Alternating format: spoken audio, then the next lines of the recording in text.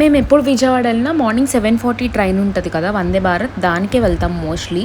So అందుకే పవిగాకి తెలిసిపోయింది మేము అమ్మమ్మ ఇంటికి వెళ్తున్నాము. అమ్మమ్మ ఇంటికి వెళ్తున్నామా? ఏ ఊరు అమ్మమ్మ ఊరు? ఎవరు?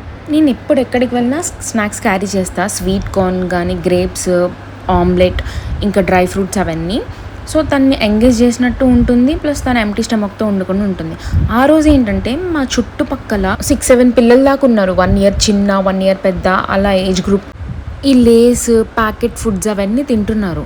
తినడం వల్ల ప్రాబ్లం కాదు. మేము పవికాకి ఇప్పుడు దాకా అవేమి ఇంట్రడ్యూస్ చేయలేదు, లైక్ చాక్లెట్ కానీ, ఐస్ క్రీమ్ కానీ, షుగర్స్ కానీ. షుగర్తో అవైతే అసలు సెకండ్ బర్త్డే లోపు ఏం పెట్టలేదు. ఇప్పుడు సెకండ్ బర్త్డే తర్వాతనే బెల్లంతో చేసి పెడుతున్నాము. ఈ పాప వాళ్ళని అలానే చూస్తుంది. వాళ్ళేమో ఆఫర్ చేస్తున్నారు తినమని, నేనేమో వాళ్ళకి చెప్తున్నాను మా పాపకి ఇవేం పెట్టము అని. ఒక్కడి కూడా తీసుకునేదాన్ని కదా, వాళ్ళు ఏమనుకున్నా నాకు పర్లేదు. తన హెల్త్ ఇంపార్టెంట్. ఒక ఏజ్ వచ్చారు కన్నా మనం కంట్రోల్ చేస్తే బెస్ట్ కదా.